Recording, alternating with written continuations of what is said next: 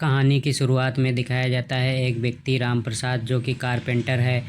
वह किसी काम से शहर जाना चाहता है लेकिन वह शहर नहीं जा पाता है। वापस आता है और एक दुकानदार पे कुछ ख़रीदारी करता है जहाँ कुछ लोग मिलते हैं और उससे बातचीत करता है क्योंकि वह व्यक्ति एक मिलनसार है।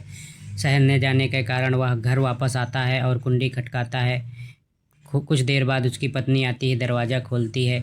वह पूछती है कि आप शहर नहीं गए, तो वो बताता है कि मैं 8 महीने बाद जाऊंगा शहर, अभी मेरा काम नहीं है। वो अलमारी खोलता जो है वो तुरंत वहाँ से भागता है। वो समझ जाता है कि मेरी महिला जो है पत्नी है वो कैरेक्टरलेस है।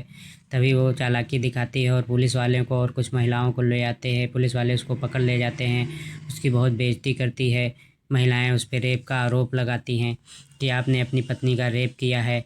वो जो उसकी पत्नी थी वो चालाकी दिखा रही थी और उसको मारपीट करवाया, उसको मारा पीटा। पुलिस वाले उसको पकड़ के ले गए। कहानी फिर आगे बढ़ती है। दिखाते हैं कि केडी जो कि एक एसपी कैडर का व्यक्ति है, एसपी है, एक डीजी से बात कर रहा है जो उसका ही अधिकारी है, और आपस में बात कर रहे हैं। और वो उसको बताता है कि एक एसपी कैडर का व्यक्ति। फिर वो महिला अपनी साथी से मिलता है जिसके उसको एक कॉल आती है, सूचना दी जाती है केडी को कि यहाँ पे आइए। वहाँ पहुँचता है तो देखता है एक स्त्री की लाश पड़ी हुई है जिसके हाथ पैर कटे हुए थे, सर अलग, धड़ से अलग था। वहाँ पे वो छानबीन करता है।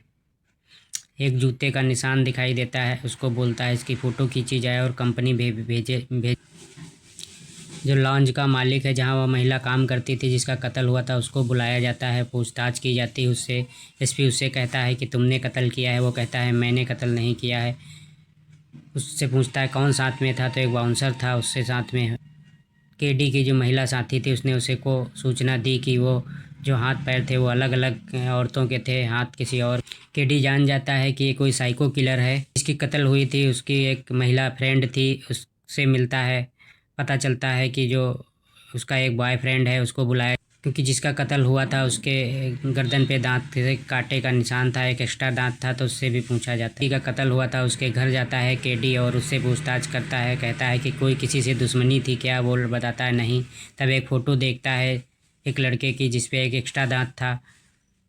वो फ़ोटो पता चलता है राघव की है। राघव के घर जाता है, वहाँ भी पूछताछ करता है कि कोई एसपी आया था तुम्हें ढूंढते हुए। जैसे वो एसपी को वो कहता है तुम कत्ल वाले दिन कहाँ थे, वो बोलता है नाड़ी वाला में, राघव बताता है। फिर सीन दिखाया जाता है जो जिसके साथ और लिव इन रिलेशनशिप में केडी रहता है, उसकी पत्नी प्रेग्नेंट हो गई होती है।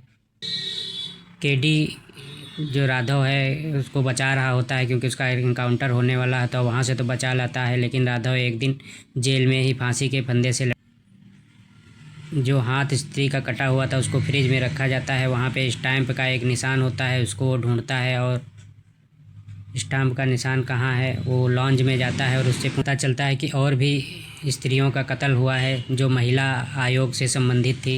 वो जान जाता है साइको किलर है जो महिलाओं को टारगेट बना रहा होता है। वो महिला आयोग जाता है। आयोग से वहाँ पता चलता है कि एक और स्त्री का कत्ल हुआ जिसका नाम झांसी है। झांसी के बारे में जो औरत जानती थी उसको बुलाया जाता है, उससे पूछताछ की जाती है। वो बताती है कि वो अकेली रहती थी और उसका कोई परिवार नहीं था। केडी उसके घर जाता है, वहाँ पे छानबीन करता है। काफ़ी अंधेरा था, वो टार्च लेके जाता है। वहाँ पे जाला लगा हुआ था, उसको साफ़ करता है। वहाँ पे कुछ आकृति बनी हुई थी, कुछ नंबर लिखे हुए थे, उसको देखता है तो उससे पता चलता है कि कोई बच्चा भी है। छानबीन करते करते पहुँचता है एक लकड़ी का घर बना हुआ था जो राम प्रसाद का था, जो पहले राम प्रसाद शुरुआत कहानी में दिखाए गए थे।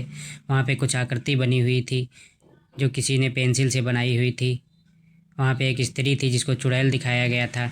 तभी पुलिस साथी जो पीछा कर रहा है वो बाहर देखने जाती है लेकिन कोई नहीं मिलता है। केडी को एक फ़ोटो मिलती है, कुत्ती की श्रद्धांजलि छपी हुई थी जो राम प्रसाद था। वो वैसे ही आकृति वाला आता है और एक फ़ाइल दे जाता है। जो स्त्री थी वो झांसी थी जिसका कत्ल हुआ था, उसकी फ़ोटो मिलती है। तब तक उसको लगता है कि कोई मेरा पीछा कर रहा है। वो वहाँ दौड़ते हुए जाता है। वहाँ देखता है कि आग लगी हुई है। वहाँ पे श्रद्धांजलि को मिलाया जाता है कि किस किस साल में छपी हुई है, इसकी है। एक जहाँ जहाँ श्रद्धांजलि की दी गई थी वहाँ पे एक फ्री डेंटल कैंप का लगता है। उसको लगता है, शक हो जाता है कि ये डेंटल कैंप वाले की ही करामात है। सब पिन करने के लिए डेंटल कैंप जाता है। वहाँ पे दीवारों पे कुछ फ़ोटो टंगी हुई थी, उसको उतारता है। फ़ोटो उतारते ही पता चलता है कि किसी का नाखून वहाँ पे दीवार में चिपका हुआ है। पता है पूरी दीवार की पपड़ी बाहर निकल जाती है। अंदर तोड़ता है दीवार को तो देखता है कि एक कंकाल है, उसमें आकृति थी, बहुत सारे अंग थे जो लगे हुए थे, किसी की आँख, किसी का नाखून, किसी का गले का पार्ट।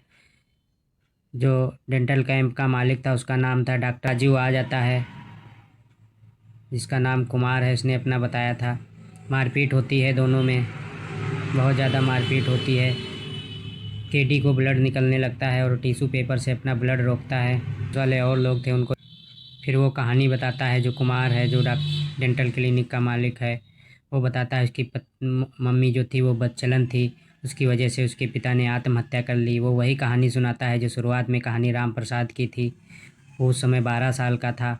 उसने ही अपनी माँ का बेरहमी से कत्ल में चुनवा दिया था। बना लेता है, मारने वाला होता है, लेकिन केडी अपना दिमाग लगाता है और उसको कहता है कि तेरी माँ बदचलन थी, तो अपनी बाप की औलाद नहीं है। उसको बहुत परेशान करता है। वो कहता है अगर एक भी शरीर का पार्ट या निशानी तो दिखा दे तेरे बाप से मिलती हुई। तो कुमार चिढ़ जाता है और कुंडी खोलता है और पिता की फ़ोटो लाता है। जैसे कुंडी खुलती है, केडी जो है अपने कुत्ते को बुला लेता है, उस पर हमला कर उसकी साथी रोटी। तब तक केडी अपने आप को छुड़ा लेता है और उसको कटर से उसकी टांग काट देता है।